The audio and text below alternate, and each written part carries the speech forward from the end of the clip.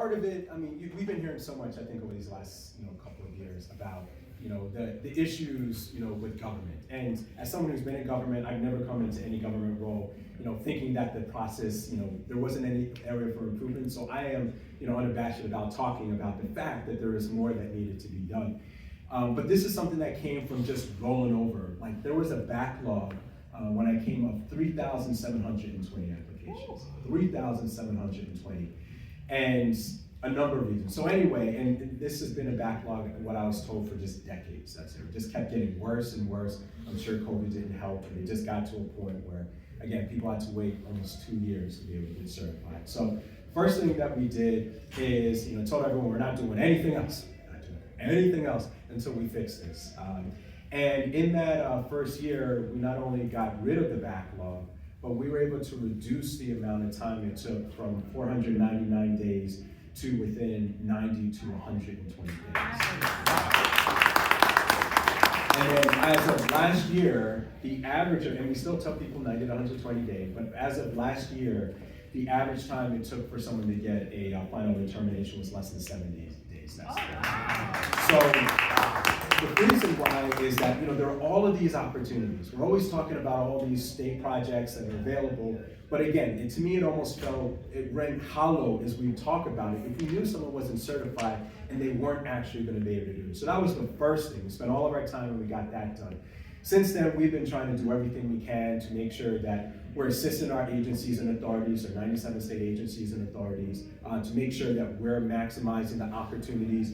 Governor Kathy Hochul has set a goal of at least 30% of subcontracting opportunities to go to MWBDs. Proud to announce over these last 3 years, we've had the highest, the second highest, and the third highest MWBD participation rate in the 37-year history of the program.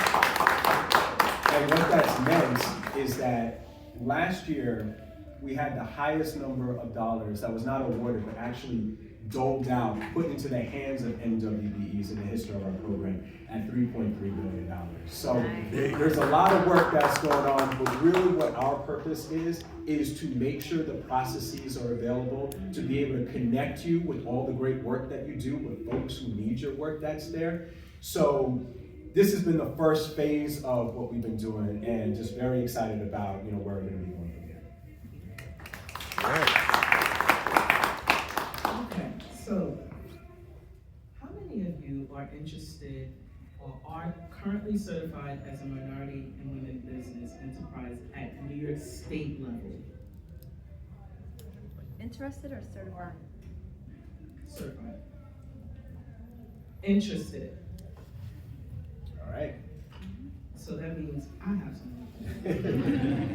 So Jason, thank you for that. I am looking at the numbers, those who are certified in this room and those who are interested. It's a big number, right? Why is government contracting strategic for small businesses? Yeah. So I think a lot of times, there's a lot, into that question. But I think what I would say is that, first of all, these are your tax dollars, right? You pay your state taxes, and you pay your federal taxes, you pay your city taxes, that's there. So you should have every opportunity to be able to work on these projects as much as anyone else. And one of the reasons why we have this program that's there, despite what we may be seeing like at the federal level and all of these challenges, the reason why this program continues is because we have something called a disparity study. And what that disparity study shows is that there are inequities, that there is evidence of a passively discriminatory marketplace that's out here. And as a result, we have to be more motivated and do more to make sure that our MWBEs are getting these contracts out there. So I say all that to say, because I think especially what we've been hearing over these last couple of years is that MWBEs are getting some type of privilege, or that they're getting some type of handout that's there.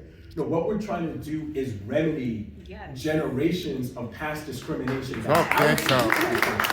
you deserve to be able to have all of these standards, but for the fact that you may not know someone who has a big construction contract that's out here, but for the fact that you may not have, all the access to capital that will make it harder for you, but for the opportunities that other folks may have, you could already be successful. So if we know that there is a passively discriminatory system out there, then the least we should be doing is figuring out ways to make sure that you can participate in it. So that's the first part.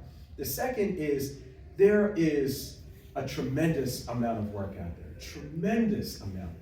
But the thing is, especially when you're talking about municipal and government work out there, there's a lot of back office, there's a lot of technical system. You have to have a lot of your paperwork that's there. And as a result of that, when we talk about being strategic, we need to make sure, and you need to make sure, that you are as positioned as possible so when that opportunity comes for you to be able to get a contract that could change the trajectory of your business in some way, that you're ready to be able to seize it and take advantage of it. So I would certainly say, especially for our MWBEs, is working with folks like Anita, working with some of our entrepreneur assistance centers, working with all the resources that are available to make sure that you have your paperwork available so that the expertise that you already have can really shine through, and these can't be things that end up being barriers. These are things that will actually be able to fast track your ability to be able to take that next step with your entrepreneurship. I'm going to switch it up a bit. Does anyone in the audience have a question? Here I come. It's Brooklyn. How are you? Well, how are you? Who are you? My name is Janelle Cortez, and I'm the proud founder of Groove Trips, where your vibe meets your tribe. So in a room like this, where a lot of us look the same, have similar backgrounds, you guys are actually my favorite type of clients because we kind of travel the same, we have something in common. We might be a little divvied up as far as like budgets and what we like to do. Maybe some people like to relax on vacation, some people like to create experiences, and what we do is kind of do what Taylor does, but with travel. So we take your profile, we match you with the right person to create the right trip around the way that you like to travel. So that's Groove Trips in a nutshell. But I am actually MWBD certified, but because before I was a Groove Tripper, I was a dance teacher and I had an entertainment company, Cortez Entertainment. Because I did a little bit more than dance. I also curated events, did a lot of quinceañeras, a lot of my Sweet 16 type of style stuff. And I got really lucky that I met someone that right here at the Adam Clayton office did my MWBE for me. He was a very tall, Latino, black, good-looking gentleman. Whatever you want me to do. I didn't even know that. But I went and I got my certification fairly early, and I was like one of those first really lucky people that like people were looking for me. Because they had this money that was allocated for folks that had their MWBE, and I was down in Maimonides Hospital, I was up in Jacoby, and I'm a Harlemite, so I was like, oh, this is fantastic. But as more people are getting certified, and this is to get to my question, now that the pool is, getting a lot bigger, I think that the name of the game is changing. The RFP requests now, there's a lot more competition, you gotta bid. I'm finding it very difficult to now kind of, hold on and get these contracts because there's a lot more competition. The prices are being driven down. I mean, y'all folks are charging for dance classes out here, stuff that I was charging 20 years ago. Like, we are really bringing this price down. I think there needs to be some kind of like equilibrium. But how do we compete in this market without, lessening the value of our products? I guess that's my question. Sorry, that was a real. Right.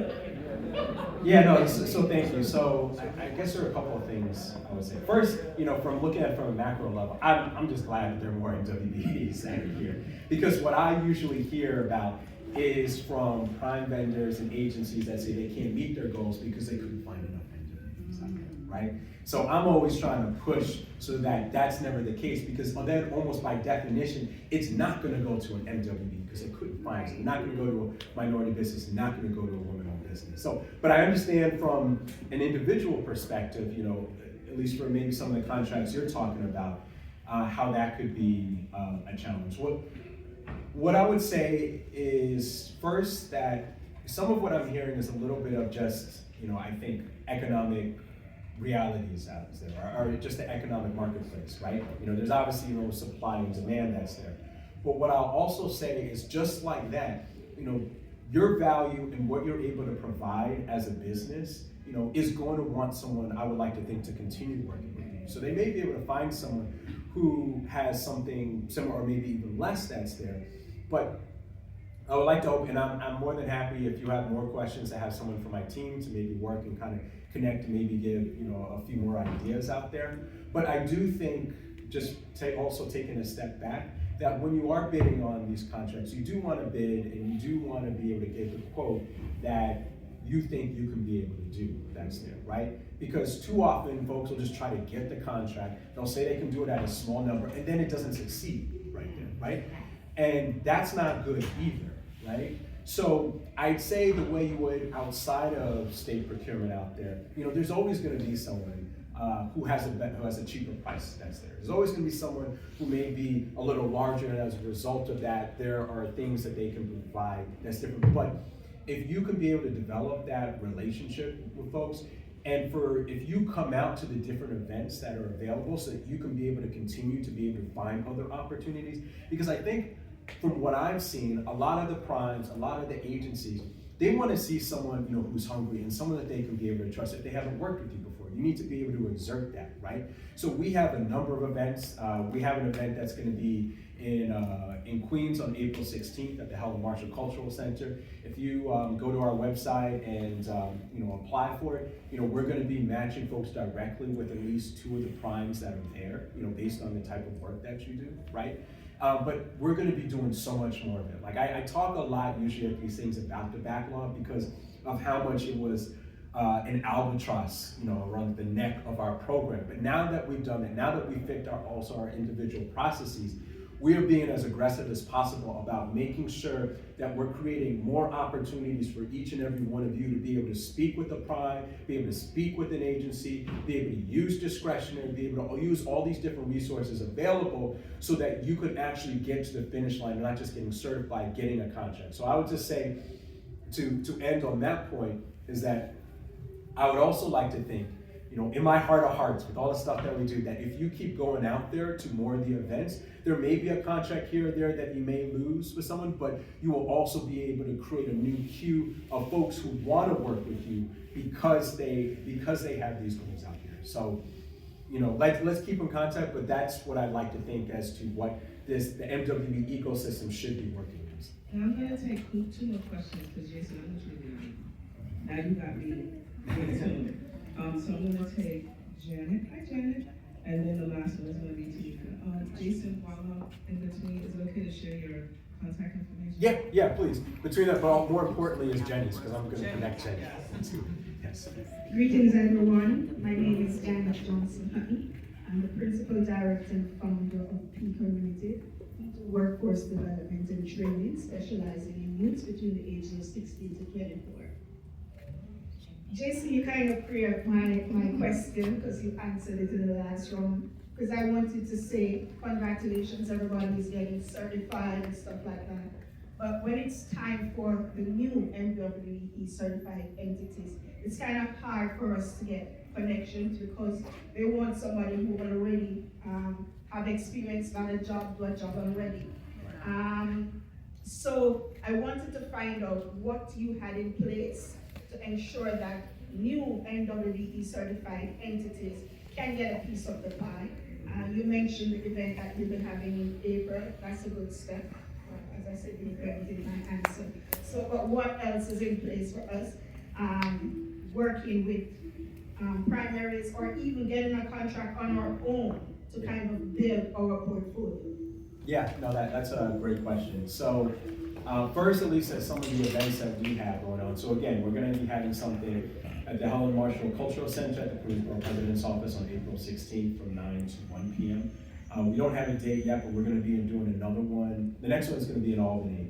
But then in May, we're going to be doing one, I believe, in Brooklyn. It's still early, so but just the point is follow, you know, like you can add to our newsletter. Sorry? What's the website?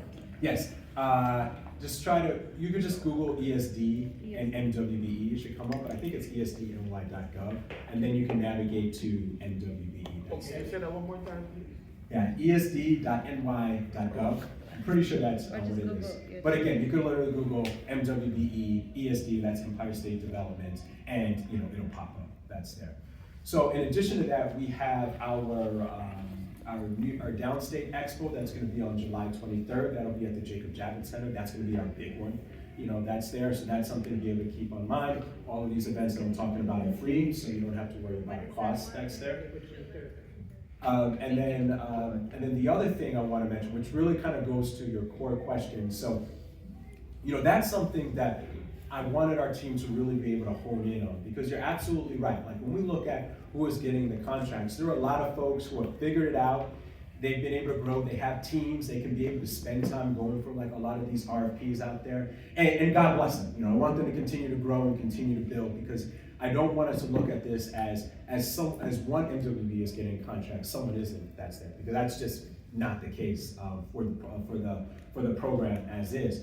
One of the things that we are piloting right now that I'm hoping that we'll have available by the end of the year. So it's not available now, but what we're piloting with the MTA is something we're calling a Certification Plus program. And the idea behind this is that if a prime for an agency works with an MWBE that they haven't worked with in the past, they'll get 50% more credit toward their MWBE goal, right? So for example, to make the numbers easy, let's say you get a $100,000 contract. Congratulations, $100,000, right? That prime will get $150,000 toward its MWBE goal. And the purpose here is to incentivize them to work with someone that they haven't actually worked with before. So we are doing this now with the MTA, and we're working on this, but my goal is to be able to have this as something that's available to everybody by the end of the year. And last question for Jason. Hello?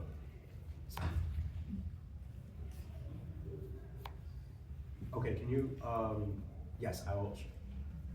And thank you for your patience. Again, this is a real life. Okay, could you do it like this? I'm appreciative, not that this is happening, Okay, to show all right. you that So it what- happens to us all. All right, bye. And when I say be mindful and be kind to one another, this is what I mean. Sound like somebody good old auntie. Yeah, sorry, okay. Are you ready? Yeah. Hi everybody, my name is Tamika Sultan. I do financial literacy and workforce development as well as my state entrepreneurial training. So I'm also the president of Black Farmers United, and my question is there a tier 2 to your prioritization in terms of encouraging especially governmental agencies, schools in getting these contracts with MWBEs? Because as hard as it is to get the contract, what I'm finding with a lot of clients, it has to be a galvanization of different companies in order to even meet those requirements, because typically MWB companies are not big enough to be able to scale towards these larger contracts, and we've been galvanizing groups so that we can meet those requirements. However, to make it easier to even get these contracts, but they're still denying because it's not necessarily the cheapest bidder or whatever may be. So is there like a tier 2 or anything in priority that is going to allow for the little guys to be able to access some of these larger contracts? Yeah, so we haven't thought about the idea of a tier 2 that's out here. I think for us, there are a couple of ways that we've tried to address some of this questions. So for example, we have, and everyone can hear me? I can't tell. Yeah. Okay. Oh, I think probably because I turned it on. Can you hear me now? Yeah. Okay, all right. So first, we have a business growth accelerator. Last year, we had 73 businesses from across the state that had participated in it, and the result was collectively was an award of approximately $106 million that had gone to the MWBs, and the number was 59% of the businesses that participated in that growth accelerator ended up leaving with an award that's there. This year, trying to add on to that success, we've increased it from the 73 businesses to 175 businesses that's out there. And for the next one, which we're hoping to do probably in the beginning of next year, but we're still figuring that out, for BGA 4.0 that's there, because to this point it's been primarily focused on construction.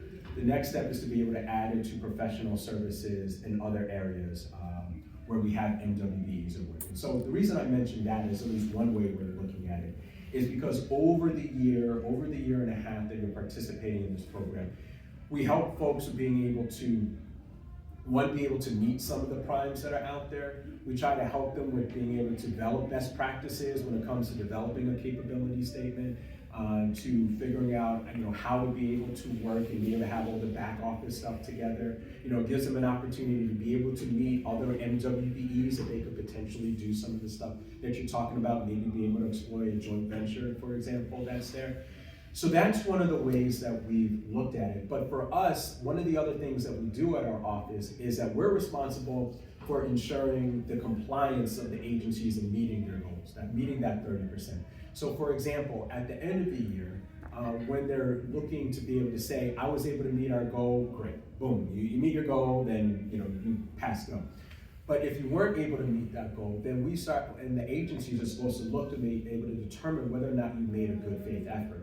And if you haven't made a good faith effort, that's where we're really going to be focusing, because if there are MWBEs available, that should assist with them getting there. Now I know that gets into, and we got a longer conversation about it, but there are a few things that we're looking at that I'm hoping will be codified by the end of this year, which will help with making sure that MWBs that are on utilization plans are the ones that actually get the contracts that are there, to being able to figure out ways that we could look at debarment as an actual enforcement mechanism against primes that continue to not meet their goals that are there. So the point is that we haven't looked at it as a tier system, but there are other ways that I think we're starting to look at as to figure out how we can be able to make sure our MWBEs are not just getting certified, but actually legitimately getting these contracted opportunities that are out here. So in wrapping up, what are 2 takeaways that you think, I want to say maybe 5 more, but I'll just do 2. That, those who are interested, we saw a lot more hands at those who are interested in actually certifying. What do we do? When it comes to certification, or Some certification, like we next releases. So one, when it comes to certification, it's get certified. I know it's a lot. I know it also means that if you don't, for example, have like your taxes, that's one of the things you'll be able to get those things resolved.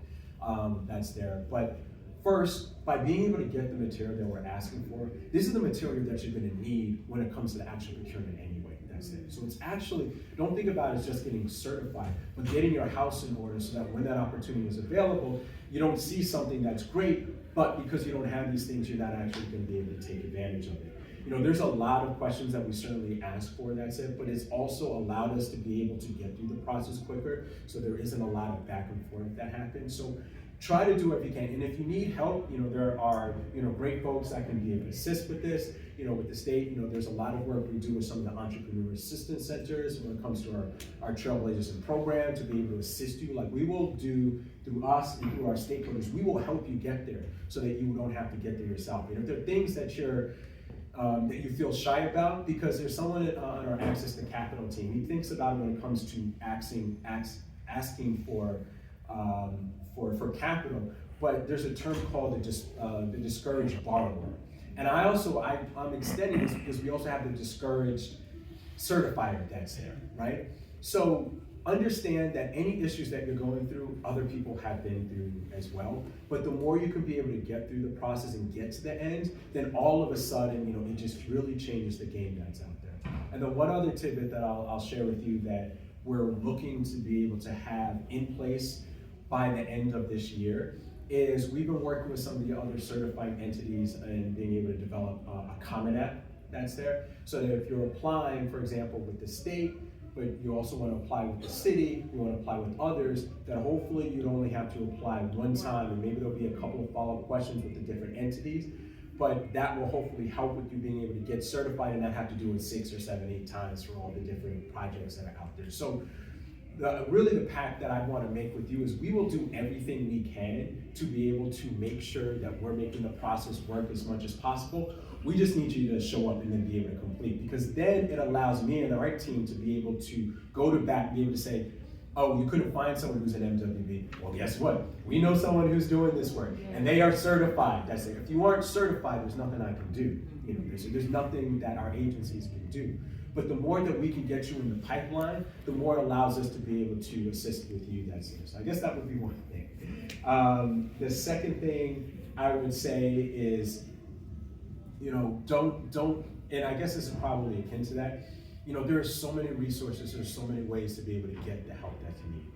With our, and we've been trying to figure out ways to do this, and I'll just use this as an example, but just think about it like if there's a question that you have as a business owner, there is likely something that we can do or something one of our partners can be able to do. So for example, if you go to our expo, in July, we're trying to make it so it's not just panels that you're hearing from, which is great, you hear about some of the projects, but hopefully you can leave wherever you are in the MWBD process. So for example, if you're going there and you aren't certified, and you need help or you need to know about it, you could talk to some of our analysts, they can be able to help you. If you are certified, but you need to be able to get a contract, we'll have agencies and primes available so that you can have a one-on-one session and you know who you'll be meeting with so that you can be able to prepare for that actual pitch opportunity. If you are certified, you got a contract, but you need the working capital that's there. We're gonna have our CDFIs. I think I saw Community Capital, that's there. That's one of the folks that we work with so that you can be able to get the capital that you need if you need to be able to prepare for a project. We're trying to do everything we can to make it as hard as possible for a prime not to work with you. We just need all of you guys to be a part of the community so that we can be able to advocate for you. So,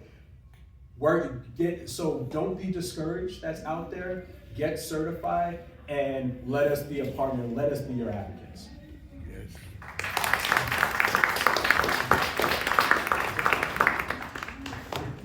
So, I want to thank you, Jason, for taking time out of your busy schedule to come and hang out with us on Saturday. Yeah, so you can get mine, you can give us hers. So, I'm going to, with permission, and Jenny's going to get me because, just say. She's going to say thank you. She's going to say thank you, but she's going to make that Anita. JENNY.LO@ESD.NY.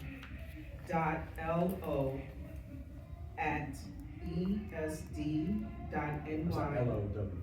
What did I say? Yeah, I think you said L-O. LOW. Yeah. Jenny.low@esd.ny.gov. Yes. And I'll also say, if you guys want, if you want to have a list or an additional sign up or what have you, give it to us, then we'll reach out to you. Okay. So however you guys want to do it, we'll get there. And then, we're gonna have some good conversation behind the box this week. I'm so proud of you. Okay, y'all need to fill out the survey. There's like 10 people on this list, and there's like 50 of us and your cousins. So if you did not sign in, please raise your hand and we'll come to you. All right, thank you. Did I sign On in? behalf of our host, thank you. Wait. When you finish. So I am. I think I we're gonna did that. Yeah, I did transition that. to like a 5-minute pop-up while I call up Jean to the microphone.